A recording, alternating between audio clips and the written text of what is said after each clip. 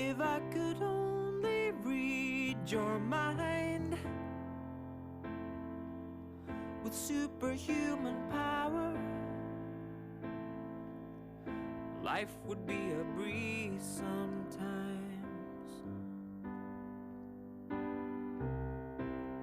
The good stuff's in between the lines. My thoughts and my feelings still tell 1,000 lies. But now you're taking away my sorrow, you're taking away my fear. We're not promised tomorrow, so let me hold you close, my dear.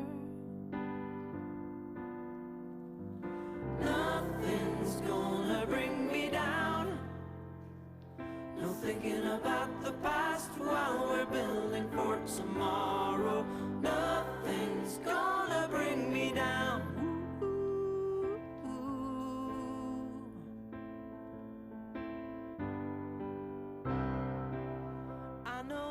Hello and a very warm welcome to episode 9 of The Good Stuff In Between with me, Shaun Milne, the podcast where we speak to those in the music industry to try and inspire and help those making their own journeys. This podcast is a bit earlier than normal because it's a very special day as we see the launch of new electro-pop act Lusa with the launch of their first single, Probably. It's a creation of Strachan, who most people probably recognise through his award-winning work with Niteworks. He's teamed up with vocalist Beth Malcolm, co-songwriter Donald Macdonald and a host of other great talent to produce this emotive synth-driven electronic song which is out today. The video's live online now, the song is available to stream, go listen to it, go watch, most of all, go share. Without any further ado, here's Strachan, Lusa, talking about his new single, Probably. Hello and welcome to yet another edition of The Good Stuff In Between. I'm Shaun Milne, and with me, I'm delighted to say, is Strachan. How are you? Not bad, Shaun. Yeah, thanks for having me. How are you? I'm great. I've been loving listening to some of your new music, which we'll get into a wee second. Folk will probably know you mostly from Niteworks, who, tragically for us fans, are calling it a day. Yeah, that's right. We decided last year that 2024 was going to be our last year touring as a band. It just kind of felt at the right time to bring things to a close or to wind things down. We'd we've been together for a long time. We've been gigging since we were about 16, 17. And now we're not that young anymore, and we've all kind of got families on the go now, and the rest of the boys have full-time jobs, and I think they were sort of getting a bit tired of the whole sort of going away and having to take time off work and annual leave for gigs. And I think it just seemed like a natural time for winding things down. But we've still got another exciting year ahead of us before we kind of call it quits. So still plenty of good times to come. Well, so I don't want to get too much into this because hopefully we're going to catch up on the whole Niteworks theme somewhere down the line, closer to the end of that road. But what it has meant is you now are back with your own project, an electro-pop act. Lusa. Why Lusa? Lusa is a place in Skye, close to where I grew up, just down the road, where I used to go fishing and spend a lot of time as a boy. And my family owned a pub there a long time ago, the only pub that ever existed in the village where I grew up in Breckish, and it is but a mound of rocks now. But so it's just a place that means a lot to me, sort of thing. Assuming you're 18 before you sampled a pint there, of course. Oh, well, it was long gone by the time I was old enough to drink. It was long gone. It was just, it ceased to exist about 100 years ago, I think, or even before then. So, yeah, it's long gone. There's no, and sadly, it was never replaced, or no other pubs took up the mantle in Beckish. It's needed in the village. It's a beautiful place as well. There's the river, Lusa, and that's where it meets the Sound of Raasay, or the inner sound, and the view from the shore there. You can see Raasay, you can see Applecross, you can see the mainland, and right up the east coast of the island of Skye, and yeah, it's just a special place. I get the feeling that the sense of place where you guys have been from over the years has had a big impact on the kind of music you do, particularly in the sort of trad arena. How is this new project going to compare? Is it going to be different? Are you still drawing the same inspirations? Where's it going to go? The landscape and the place that we grew up, I think, has a big impact on my creative output, I would say. And I don't know if that's in any sort of tangible way, but I think the music that I make with Niteworks and with this new project, though it is very different, I feel like it still has some ties just in the sort of emotions and the kind of sense of drama, and I don't know, there's something, well, I would say this new project is kind of quite cinematic in sound, and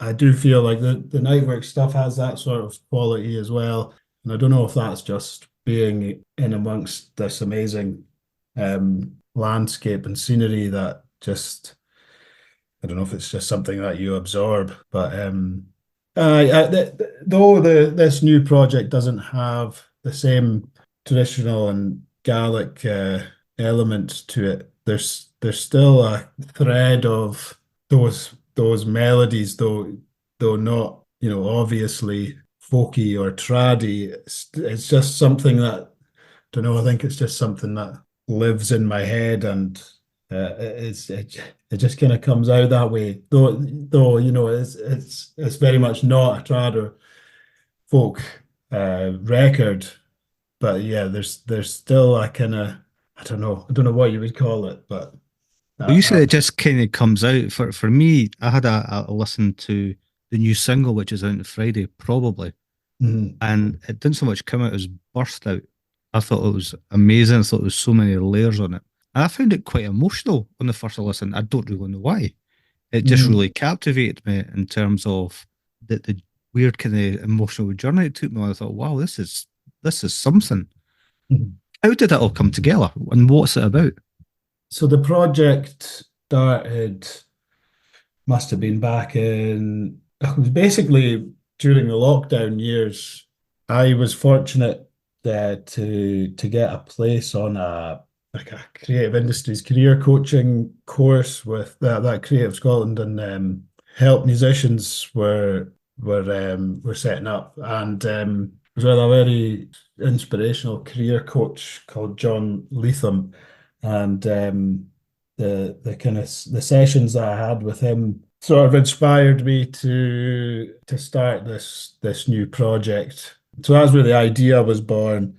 Yeah, just started kind of making music and thinking about how I was going to do it, and it was always to be a project that was, without the sort of ties to Gaelic and folk music. Yeah, it was just sort of thinking about who to collaborate with, and decided to get in touch with Donald Macdonald, who I'd worked with quite a bit through the years, as he writes his own songs. He was in a band called Donald Macdonald with the IInnes, and yeah, we used to hang out a lot together back in the day. But he was well up for it, and so we kind of just started the writing process, and he's the lyricist, and I kind of take his songs and pull them apart and put them back together with electronic stuff and all that. So he would maybe come to me with an idea, with a song, him playing a guitar or whatever, and we would just kind of deconstruct that and build it back up. And that's kind of the writing process anyway. Or there was other instances where I would go to him with like a kind of melody idea, and he would try and put some words to it. But as a process, that felt very natural to both of us, I think. And yeah, probably was a song that Donald wrote. I think it was back in 2014, and we'd worked on it together then, years and years ago. And it was just one of these things. We were just messing around with it at that time. And it would be funny to go back to that version and see if we could find it and see how much has come on. But yeah, I always thought it was a very, very strong song. And then Beth, she's brought her own sort of personality to the songs as well. This is Beth Malcolm, sorry, yes. She features in all the songs on the album. It's an album of instrumentals and songs, so it's about half and half. She's written some songs for the album as well as Donald, and she's sort of done the vocals on Donald's songs as well. So she's brought some amazing ideas to the table as well. So yeah, it's been quite a collaborative process putting the album together. But yeah, it's kind of at that stage now. I'm just excited for folk to hear it, So the album title is Colour of Space. What inspired that? It was in discussions. We were sort of brainstorming ideas for album title. One of the songs, the opener to the album, is called "Tell Me All About Space," a song that Donald wrote, and there's quite a lot of imagery used in the album that kind of relates to space as well, and a lot of sort of color in the album as well. So yeah, that's kind of the thinking behind that title. In terms of process, you said about deconstructing it, pulling it all together. How does that work for you? I mean, somebody presents some words to you, maybe a tune on a guitar, he said. What goes through your head in terms of where you're going to take that? How do you not so much visualize it, but hear it in that kind of form? Well, the way we kind of worked it was I would ask him to come to me with, if he was playing on an instrument and singing, then I would ask him for that on separate tracks, so that we could, take the guitar out if we wanted and just have the vocal and then build up. Because I mean, it's a very synth heavy album. There aren't any guitars on it at all. So Donald would come with these songs, and then we would basically just start building a synth scape around the song, and figuring out what works with it and what sort of direction it should go in, and what kind of emotions are in the song and what we should be focusing on, and that kind of thing. And the same with Beth. And there's piano in the album as well. And yeah, in terms of the percussion and the drums, I actually worked with Ruairidh, who is a drummer in Niteworks as well. We got him into the studio, but basically all the drums we kind of had pre-programmed to a demo sort of level, and then we got Ruairidh into the studio when we were in to track drums, and the idea behind that was to try and just sort of build up a drum sound that had a bit more life and was a bit more organic, rather than just pre-programmed electronic drum sounds. So, all that kind of thing, it takes a bit more time for an electronic album. But yeah, I mean, the idea was just to create something that was a bit more interesting in its form, and something that had a bit more depth, and a sort of palette of sounds that was, you know, pleasing to the ear. I'm reading here some information you shared with me. You've got strings there with Laura Wilkie. You've had Yeah, Keir Long on pianos and doing some spoken word. With a piece by a poet, Colin Bramwell. yeah, yeah. And Colin, that's got somebody, an actor involved in it as well, yeah? yeah. So everyone who we worked with on the album are good pals first and foremost, and the people I've got a relationship with already on in working terms and also as pals, you know.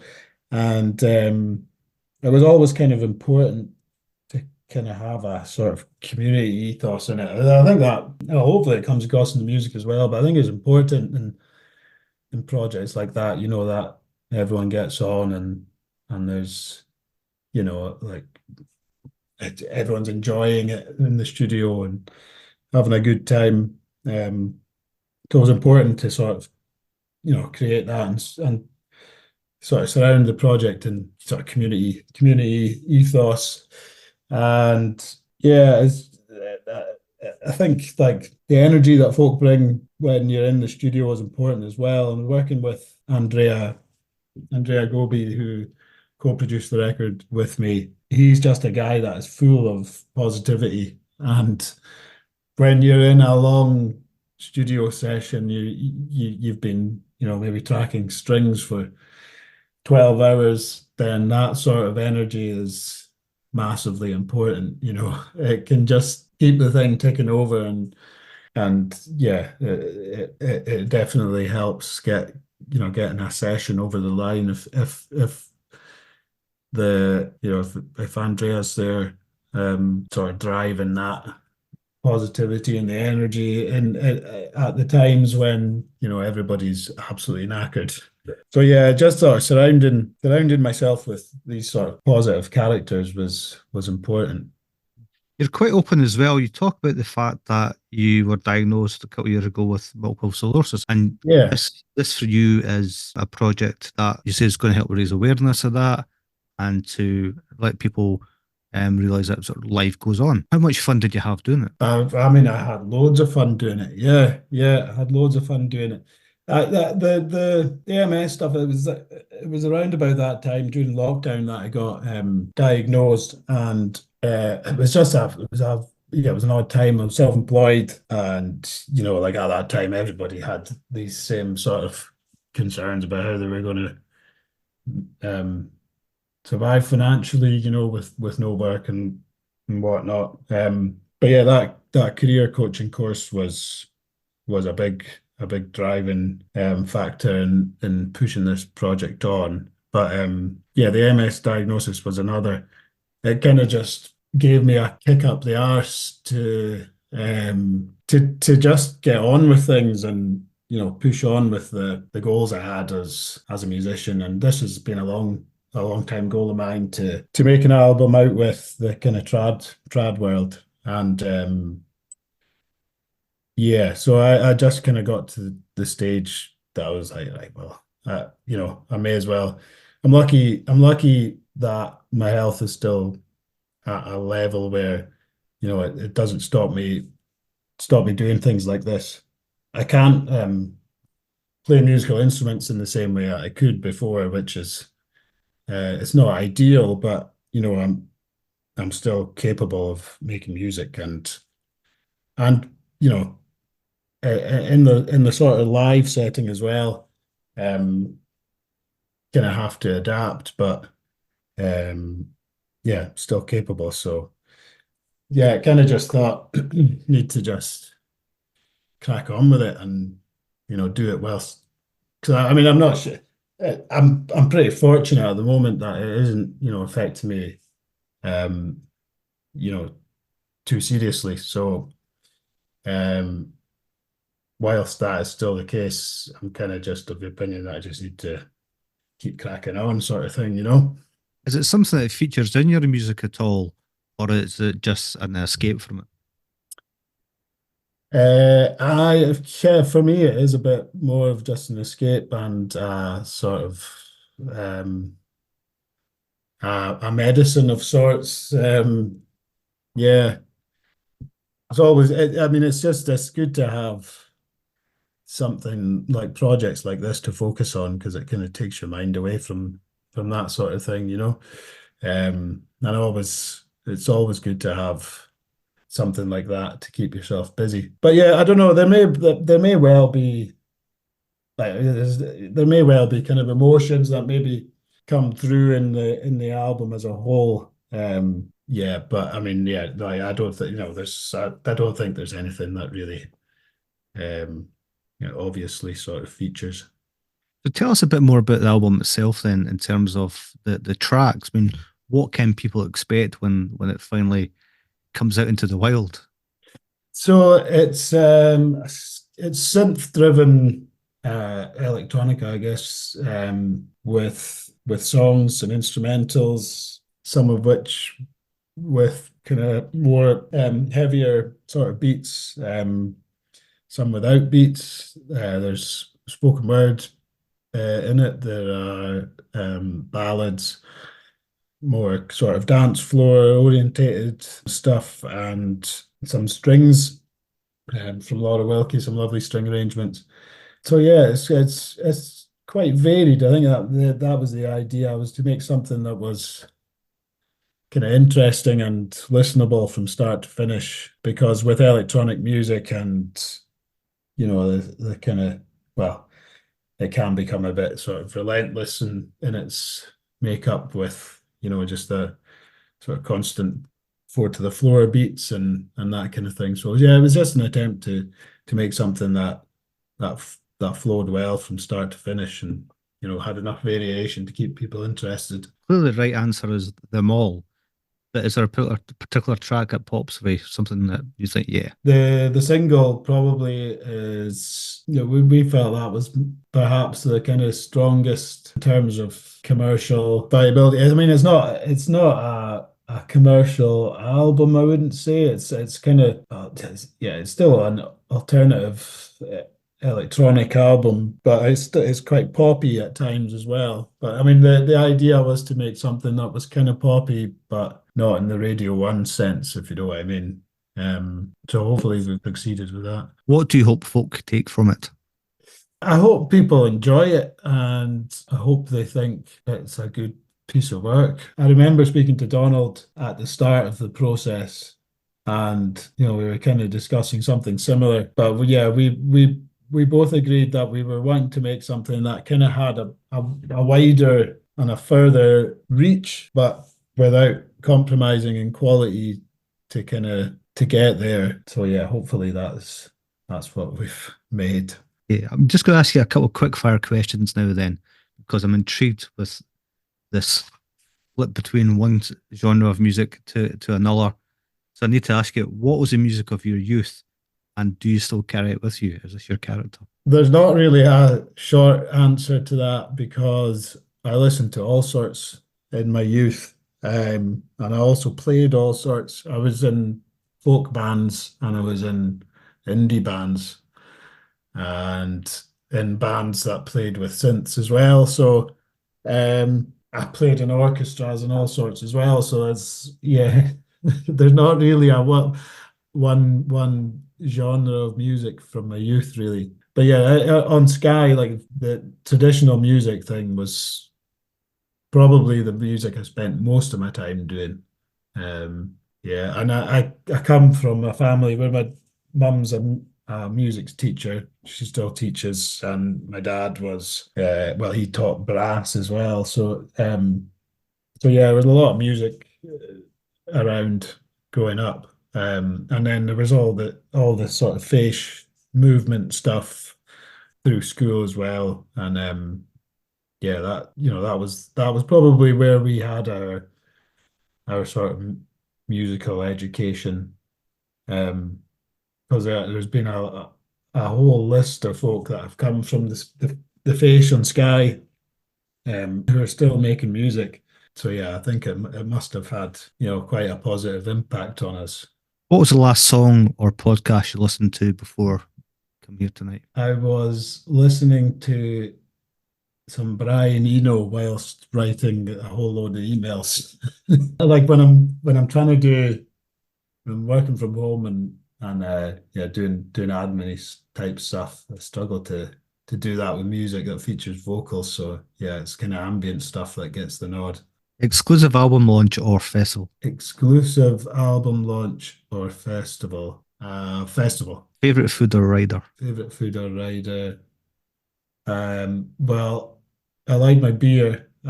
So so yeah, probably that on the rider. If you could collaborate with anyone else alive or dead on the project, who would it be and why? I'm a massive Chemical Brothers fan. In the electronic music world, the Chemical Brothers are probably my ultimate. I think they're the dawns of dance music.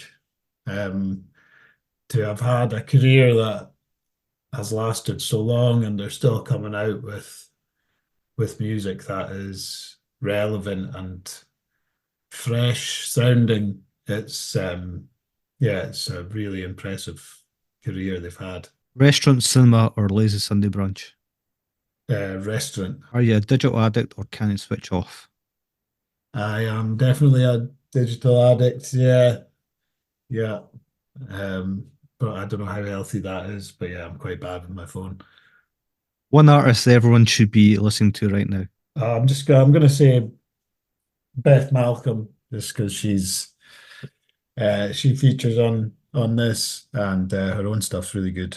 From where you started to where you are now, what was the good stuff in between? As a musician, there's been a lot of good stuff in between. Yeah, the Niteworks years were amazing, and so many good memories from those years, and still many memories to be made, and with this new project as well. So yeah, it's an exciting time.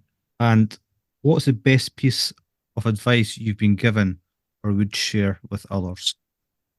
I would just say don't hang about. If you've got goals or aims, just what's stopping you? Just go out there and get them done. In the Strachan, Lusa, can't wait for a new single to drop today and a new album to follow. Best of luck. Thanks so much. Thanks, Shaun. The good stuff's in between the lines. My thoughts and my feelings still tell 1,000 lies. Thanks very much to IInnes Strachan. Best of luck to him and all those involved at Lusa. It's a great first single, probably. Really looking forward to the Colour Space album coming out and some more news to follow.